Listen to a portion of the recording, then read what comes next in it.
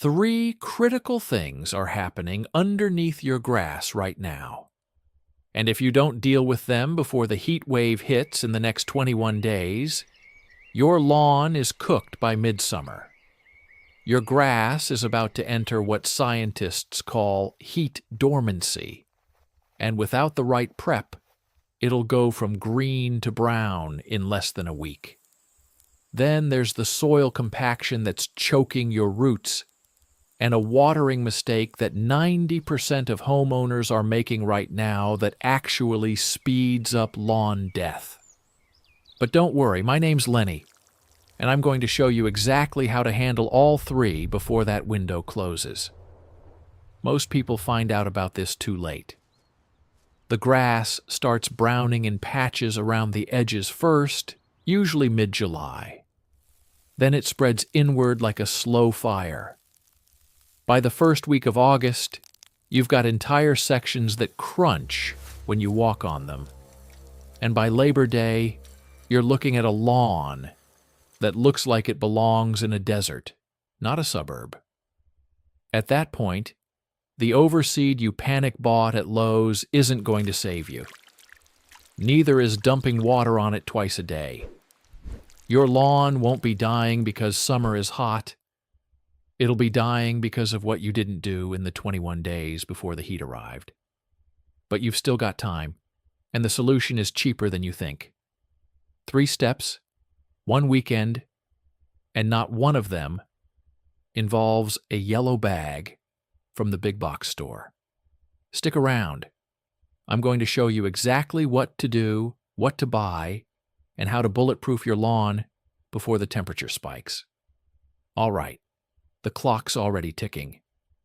Let's get into it. The first problem is heat stress, and it's not what you think. Your grass doesn't die because it gets hot outside. It dies because the crown of the plant, that's the part right at the soil line where all the growth happens, gets cooked when the surface temperature hits 120 to 130 degrees. And here's the thing most people don't know.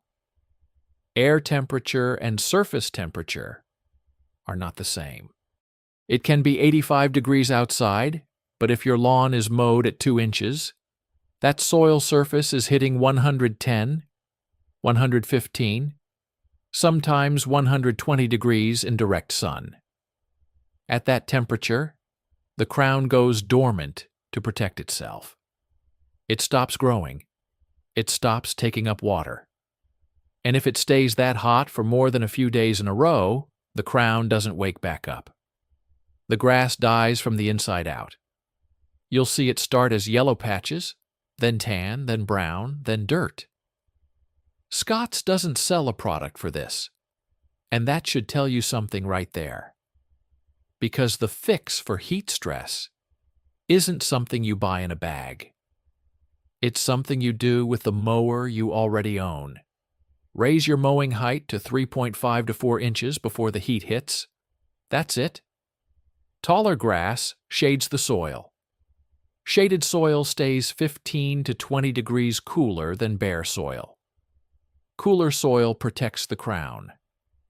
Protected crowns don't go dormant. It's the single most important thing you can do in the next 21 days, and it costs you nothing. But here's where most people sabotage themselves. They think shorter grass looks better, neater, more golf course.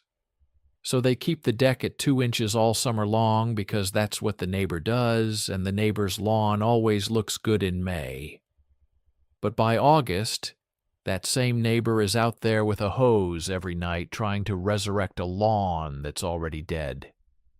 The pros mow high in summer. Always have. The only people mowing short in July are the people who don't know what they're doing yet. And the fertilizer companies that want you to keep doing it. Because a burned-out lawn in August sends you right back to the store for their fall recovery program. Now here's the second part of the heat prep that almost nobody talks about. Your soil is compacted. If you've lived in your house for more than 2 years and you haven't aerated, your soil is compacted. And compacted soil can't hold water, can't exchange oxygen, and can't let roots grow deep enough to survive a heat wave. When soil compacts, the pore space between the particles closes up. Water hits the surface and runs off instead of soaking in. The roots stay shallow because they can't penetrate the hardpan below.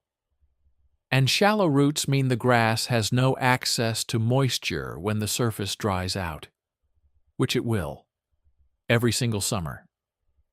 The pros fix this with core aeration. You've probably seen the machines. They pull little plugs out of the lawn and leave them on the surface to break down.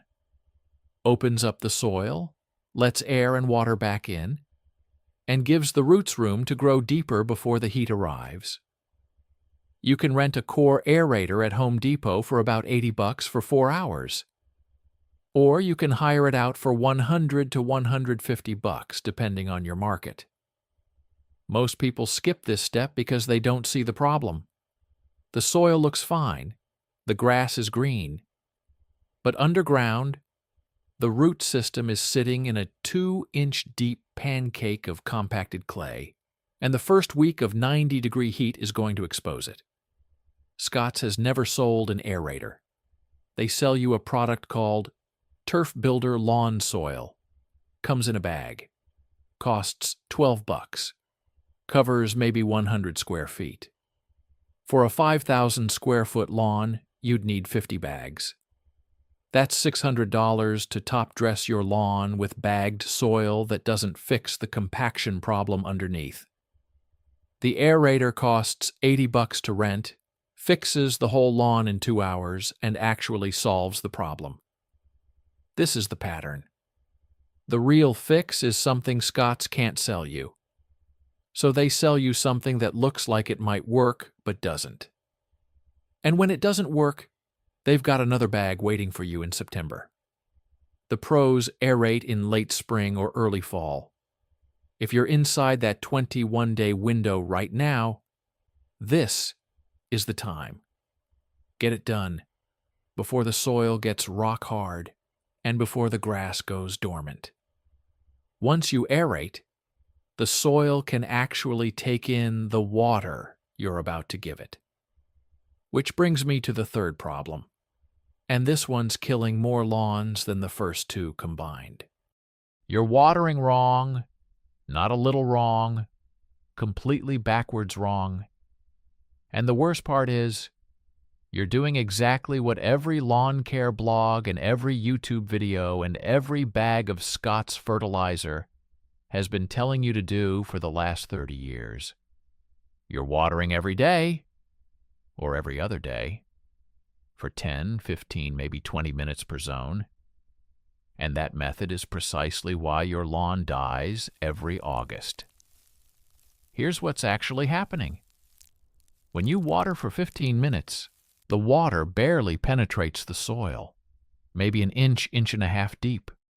The roots are sitting 2 to 4 inches down, sometimes deeper if the grass is healthy.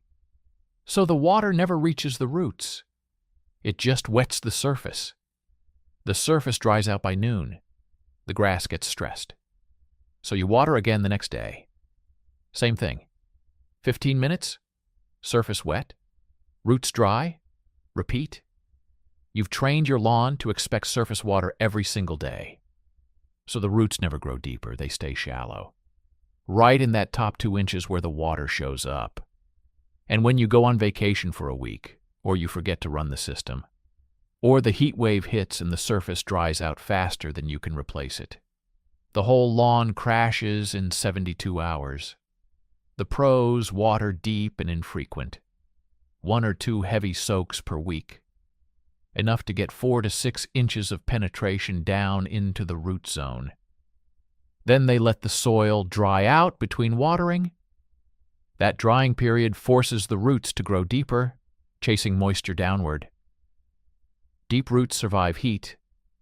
Shallow roots don't. It's that simple.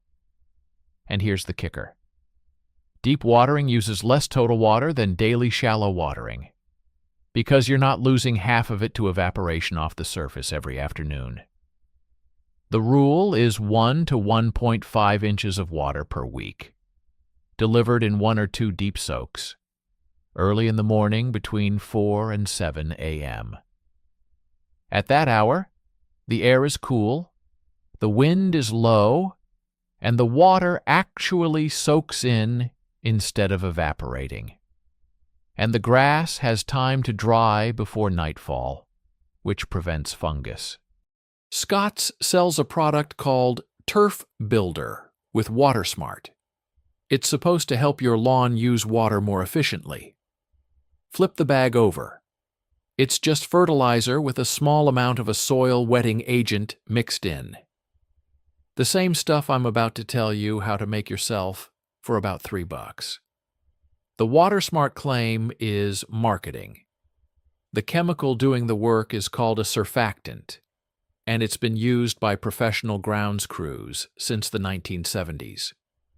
You can buy it in a bottle for $40 under names like Hydrate or Moisture Manager, or you can use the pro trick that's been around for 40 years. Baby shampoo. No fragrance, no dyes. Just basic baby shampoo. 4 ounces in a gallon of water. Spray it on the lawn with a hose end sprayer, then water it in. It breaks the surface tension, lets the water soak into the soil instead of beating up and running off. Landscapers have been doing this for decades. The only reason you don't know about it is because there's no $50 million ad campaign behind a $3 bottle of shampoo. Now here's the summer watering protocol that actually works. The one the pros run on commercial properties and golf course roughs. You start with a rain gauge. $5 at any hardware store.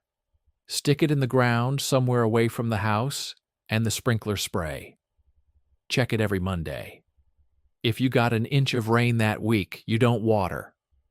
If you got half an inch, you water once to make up the difference. Most weeks in June in most of the country, you don't need to irrigate at all. Then you do a water audit with 3 empty tuna cans. Set them out in different spots across your sprinkler zone. Run your system and time how long it takes to collect 1 inch of water in the cans. That's your base run time.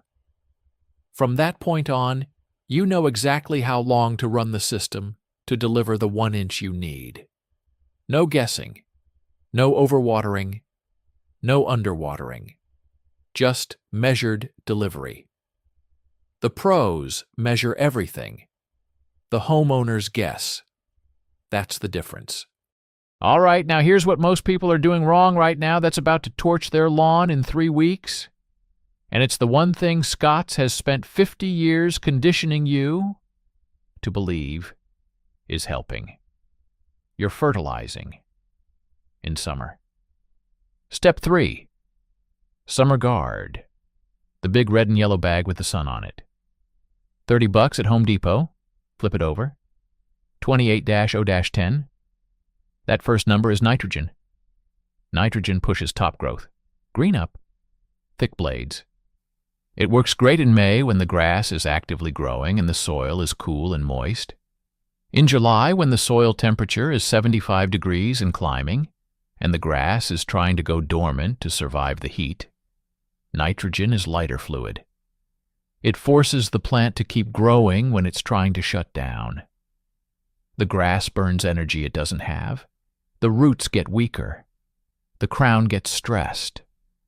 And the first heat wave that comes through finishes it off. Scott's knows this. They've known this since the 1980s. And they sell you Summer Guard anyway, because if they didn't, the 4-step program would be a 3-step program. And a 3-step program doesn't look like a year-round subscription. It looks like a seasonal task. Summer Guard exists to keep you buying bags. It doesn't exist to help your lawn. And here's the proof. If you read the fine print on the back of the bag, Summer Guard also contains a contact insecticide called bifenthrin. It's supposed to kill surface insects. But the insects killing your lawn in July, the grubs, live 4 to 6 inches underground. Bifenthrin is a contact spray. It sits on the leaf and the surface. It doesn't move down into the soil, so it doesn't reach the grubs.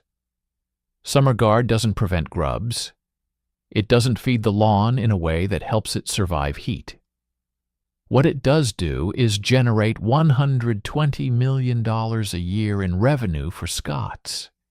And it sets your lawn up to fail so you come back in September for the recovery program. The most important thing you can do in the next 21 days is skip Summer Guard. Don't buy it. Don't apply it. Put the spreader away after your spring feeding and don't touch it again until September. If you want to feed lightly through summer, and only if you're watering deeply once a week, use a liquid fertilizer like 20-20-20, applied at quarter strength every 3 weeks. Liquid feeds the leaf fast, doesn't salt load the soil, and you can dial the dose way down. The pros use liquid in summer. Always have. The big box stores don't sell it because it doesn't move volume. A single quart bottle of liquid 20-20-20 replaces 4 bags of granular. That's the entire business model. Sell you more bags than you need, more often than you need them, and position the program so that every failure has a follow-up product waiting. Now here's the prep checklist. This is everything you do in the next 21 days to get your lawn ready for the heat. First, raise your mower deck to 3.5 or 4 inches. Do it before the next mow. Taller grass shades the soil, keeps the crown cool, suppresses weeds, and develops deeper roots. This is the single most important thing on the list. Second, aerate your lawn if you haven't done it in the last 2 years. Rent the machine or hire it out.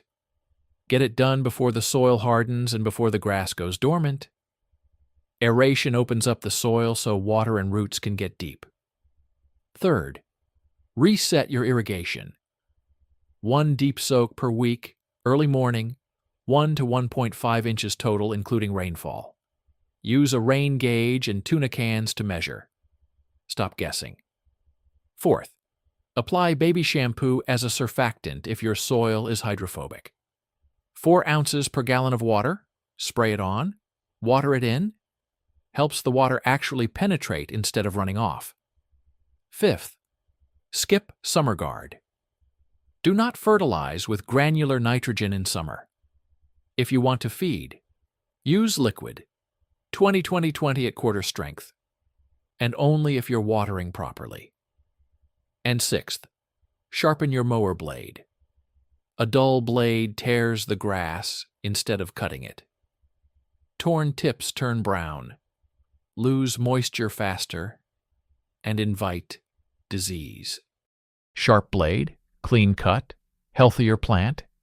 You can pull the blade and sharpen it yourself with a file in 20 minutes, or take it to a hardware store, and they'll do it for $5.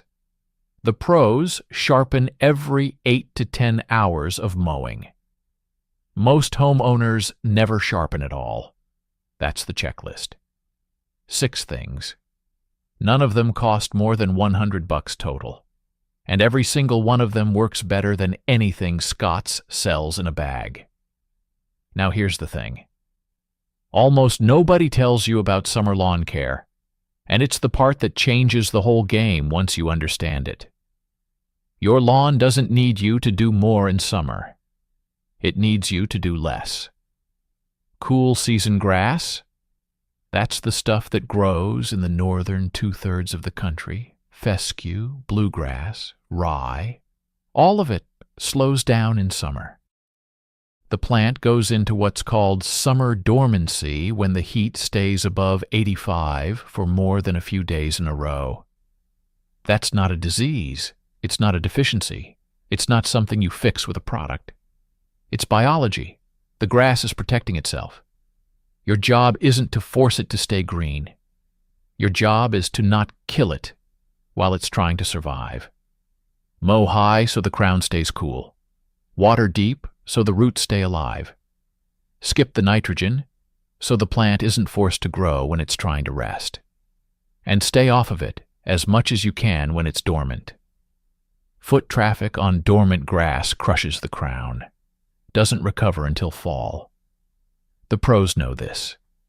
They back off in July, they raise the cutting height, they stretch the mowing interval, they cut the fertility in half, and they let the turf coast. The only people pushing hard in summer are the people selling you products that don't work. Now, if you do these 6 things in the next 21 days, here's what happens. When the first heat wave rolls through in mid-July, your lawn won't panic. The roots are deep because you watered correctly. The crown is shaded because you mowed high. The soil is open because you aerated.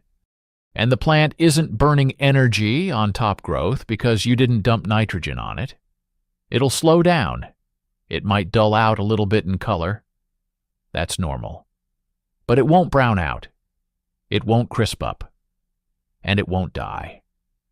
And when the temperatures drop back down in late August, your lawn will green back up in about 10 days without any input from you.